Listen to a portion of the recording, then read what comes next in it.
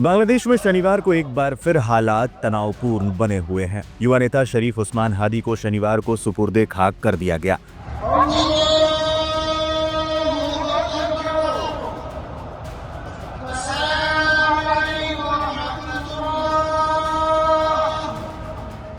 हादी के जनाजे के बाद उग्र भीड़ ने सुरक्षा बैरिकेड तोड़ते हुए देश की संसद भवन में दाखिल हो गए। अधिकारियों के मुताबिक ये घटना ऐसे वक्त पर हुई जब हादी के मौत के बाद पूरे देश में अशांति का माहौल बना हुआ है। हादी की मौत के बाद हालात बिगड़ने की आशंका को देखते हुए सरकार ने संसद भवन सहित अहम सरकारी प्रतिष्ठानों की सुरक्षा पहले ही बढ़ा दी है। हालांकि ये सुरक्षा भीड़ को नहीं रोक पाई। हादी की हत्या के बाद ढाका में बड़े पैमाने पर प्रदर्शन शुरू हो गए हैं। गुरुवार देर रात और शुक्रवार तड़के हजारों लोग सड़कों पर उतर आए और हत्याकांड में न्याय की मांग की। धीरे धीरे ये विरोध प्रदर्शन राजधानी से बाहर अन्य इलाकों तक फैल गया। प्रदर्शनकारियों ने भारतीय राजनीतिक ठिकानों की ओर मार्च करने की कोशिश की और पूर्व सत्तारूढ़ आवामी लीग से जुड़ी संपत्तियों में तोड़फोड़ की।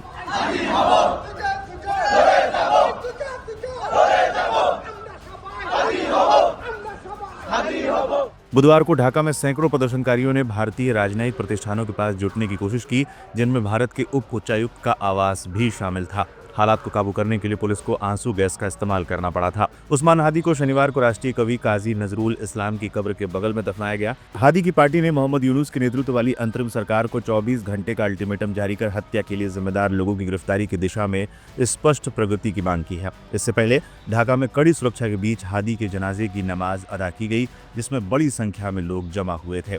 बता दें, नकाबपोश बंदूकधारियों ने 12 दिसंबर को ढाका के विजयनगर इलाके में हादी को गोली मार दी थी, जब वो अपना चुनाव प्रचार करने जा रहे थे। बाद में सिंगापुर में इलाज के दौरान उनकी मृत्यु हो गई। हादी की मौत के बाद देश में अशांति फैल गई है। उनकी मौत के बाद बांग्लादेश में एक दिन का राजकीय शोक घोषित किया गया था। हादी के बड़े भाई अबू बकर ने जनाजे की नमाज अदा करवाई और फिर शव की अंत्येष्टि के लिए कड़ी सुरक्षा व्यवस्था के बीच ढाका विश्वविद्यालय परिसर लाया गया। पुलिस ने हजारों लोगों को जनाजे की नमाज में हिस्सा लेने की इजाजत दी थी।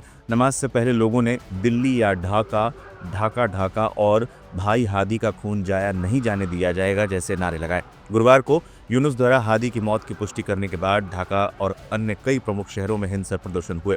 देश के विभिन्न हिस्सों में हमले और तोड़फोड़ की घटनाएं हुए, जिनमें चटगांव में सहायक भारतीय उच्चायुक्त के आवास पर पथराव, प्रमुख समाचार पत्रों डेली स्टार और प्रथम के कार्यालयों पर हमले और बंगबंधु मेमोरियल म्यूजियम में तोड़फोड़ शामिल है।